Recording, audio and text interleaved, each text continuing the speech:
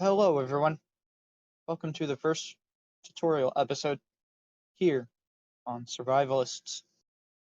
And this tutorial is for a villager breeder. The villagers that I got last episode. Well, in episode 1. This is technically episode 1's tutorial episode.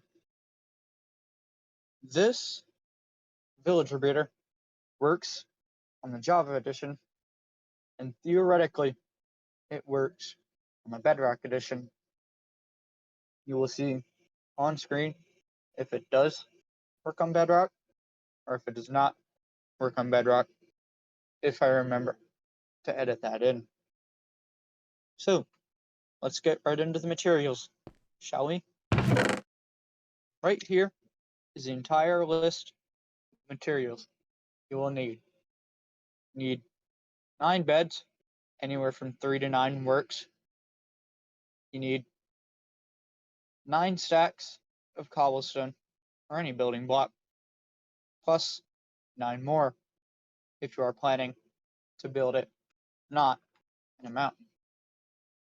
What you will definitely need though are the beds, composter, 5 signs, 43 trapdoors. Both of these can be of any. So one thing that I forgot to discuss is with the amount of seeds, you want an equal amount of dirt if you are not building this in a hill. Just thought I'd put that out there. And the first thing you want to do is you want to establish where you want the villagers to end up. So I want them to end up here, and then here will be where I grab them with a boat. So the first thing you want to do is you want to mark the area just using a trapdoor. That way the area is fully marked and you don't have to worry about anything like that. Next, you want to build a small chamber with 2 extra blocks above, and then you want to place a block right up there, just like that. And then right here is where you want to place your first sign. This will stop the water, allowing the villagers to just fall down right into there. Next, you want to grab your trapdoors, and you just kind of want to finish off this area, if I can build right, by placing a temporary block there and a block there.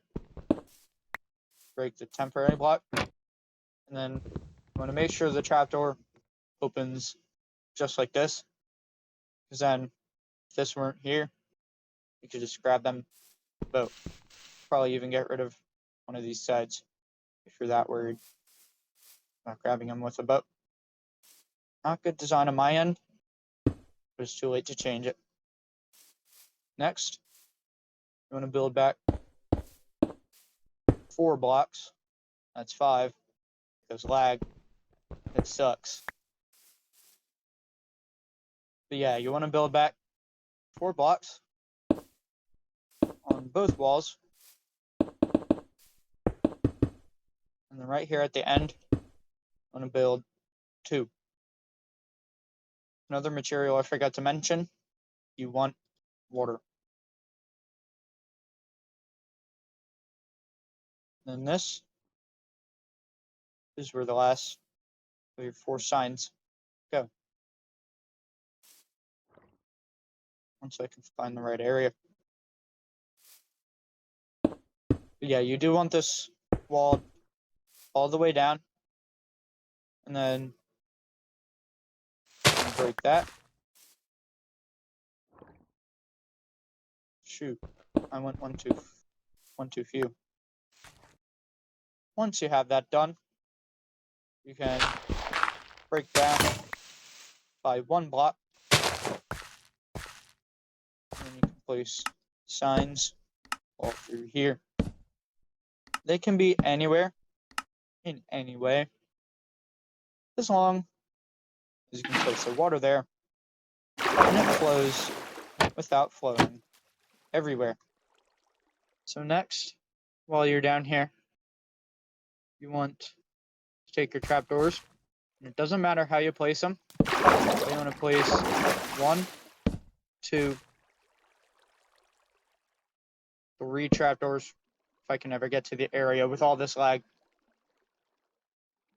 Next, I'm going to go back with this spot being 1.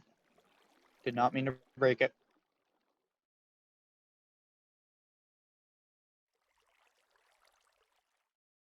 I'll pause. Say that always pause. So after you place the trapdoors, you want this block here to be 1. You want to go back 7 more blocks. So that'll be 1, 2, 3, 4, 5, 6, 7, 8. And you want to recount this. Just make sure it's 8. 1, 2, 3, 4, 5, 6, 7, 8. And then at the end, you just place a water bucket, and it should make it to the end.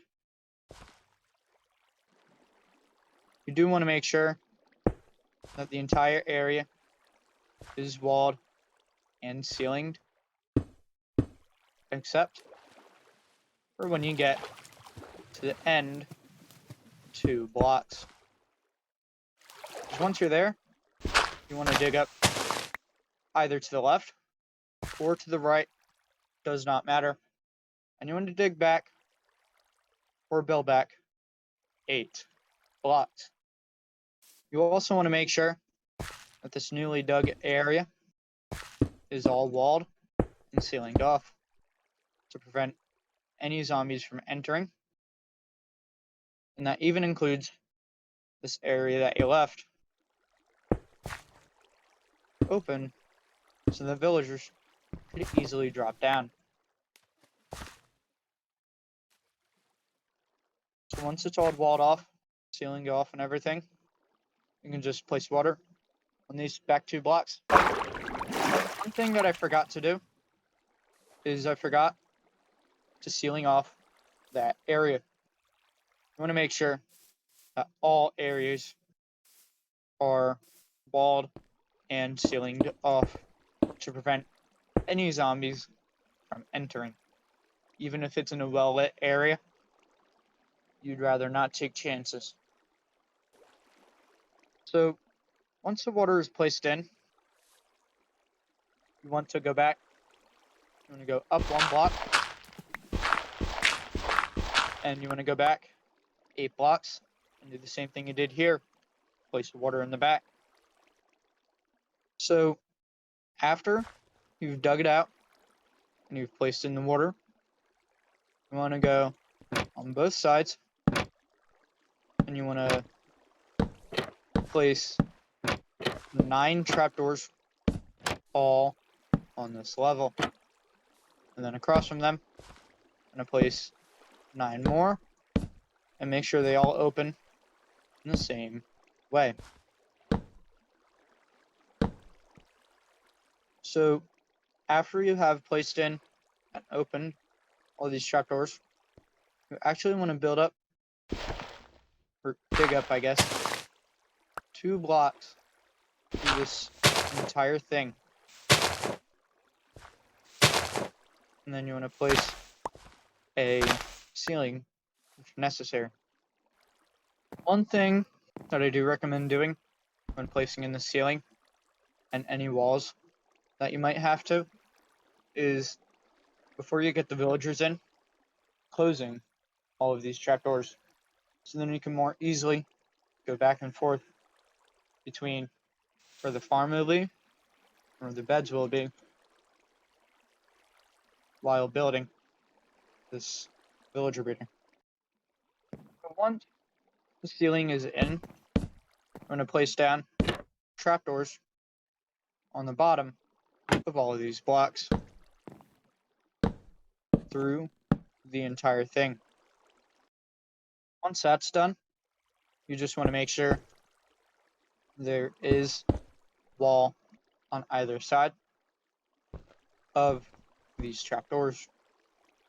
And you also want to wall off this area, building up 3 blocks and back 3 blocks as shown through the entire thing. If you are digging this area out and you're not actively building it, through all these walls, you want the Y level to remain constant through here. The same level as these trapdoors for both sides, but right now we're just working on the bed side. But once this entire area is dug up, you can begin placing on the back 2 blocks, you can begin placing all of your beds, whether it be 3 or whether it be 9. The minimum and the maximum amount that this farm calls for. Next, what you want to do is you want to leave 2 blocks of air, and then above that, you want to place a ceiling.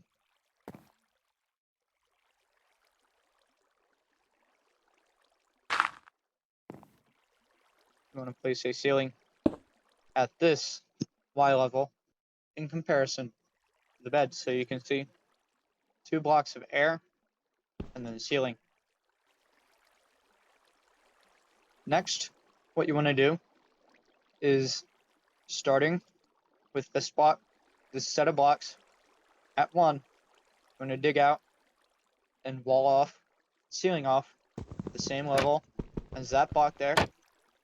You want to start getting a 9x9 area, and in the dead center, 4 away from every wall, you want to build, or dig, I guess, 1 block lower. I'll show you what that looks like after it's all dug out. One thing that I forgot to mention is that the entire floor of this area, with the exception of the floor in the middle here, must be dirt. This is not an exception. Like with the cobblestone blocks I'm using, they could be something like quartz, for example. But in the center block here, I'm going to place a slab, and then inside of it, I'm going to place a water. And then that's it. That's it for all the water. And next, I'm going to place down a composter, a building block on top of the composter, and on every side, I'm going to place a torch. If my game would stop lagging, I could show it to you in real time.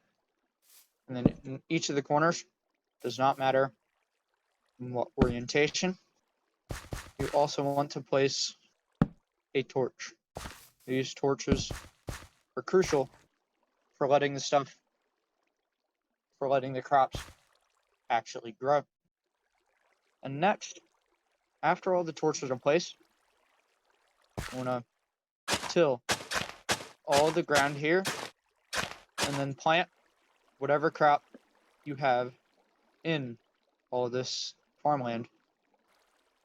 So once all of your crops are planted, that is it. Now all you need to do are get a door in here. You can flip these back, by the way. Now all you need to do is to get a door in here made of trapdoors, and then you just want to place blocks behind them. So somewhere like here, and you want to place a couple of blocks in front of it. So then villagers don't think about pathfinding outside of here. That block there is just a temporary block. Doesn't have to stay there. It should. Because then that's extra security for the villager AI. Because then when you bring the villagers in with a boat, then you have a way to get out without possibly letting a villager out by just going through here, closing these trapdoors, and then mining your way out. So the villagers from inside, from episode 1, they got zombified, so I killed them. Somehow a zombie spawned in there when there's little room. So what you want to do for getting a villager is you want to get one villager into a boat. And if you're on the Bedrock edition, this does not matter. But on Java, always use an axe to remove the boat if a villager does not get in. As soon as the villagers are in the boat, get in, as then the second villager will not be able to enter the boat. And then you just want to boat across land, building bridges if you need, or across the ocean if your base is connected or close enough to an ocean. And as you can see here, one thing I like to do with the bridge is I like to alternate between a torch and a building block, because the boat, as you just saw, can glide right over. But yeah, just boat the villager back to your base. Just keep in mind, the boat can't even go up 1 pixel. It cannot go up 1 pixel. So wherever it is now is where it's going to stay. So once you have the villager in, you can go from anywhere, any wall of the farm, and you can get the first villager in, which will always become the farmer. The second villager can become a farmer, and whenever that wall is open, you always just want to block that up. And the second villager can become a farmer, but you don't have to. This will work just as well with 1 farmer. And if you're on the Java edition, I also recommend that you turn on hitboxes whenever you're breaking your boat. So I forgot to say, you should always leave the first villager in a boat. I just had to get him back in the boat from up on the ceiling. That's fun. But anyway, once both the villagers are in, at that point, can you break the boat? And then the villagers run free. And that's it. This entire thing's complete. Now, what I like to do is I like to give 1 farm of the 1 farm, or whatever farm you have, whatever size. I like to give that to the villagers to help jumpstart the villager breeder. And the way you can drop 1 stack at a time is Control, and then you hold down Q. And then once all the carrots on the ground, they should pick them all up. There they go. And then the villager breeder begins working. Any carrots I don't pick up, or of whatever crop, then you can just pick those up. And hey, got a little burger. That proves that this works already. So that's going to be it for this. Hope you enjoyed. Hope this finds you, well, not finds you well. Hope this works well for you. And I'll see you in the next one.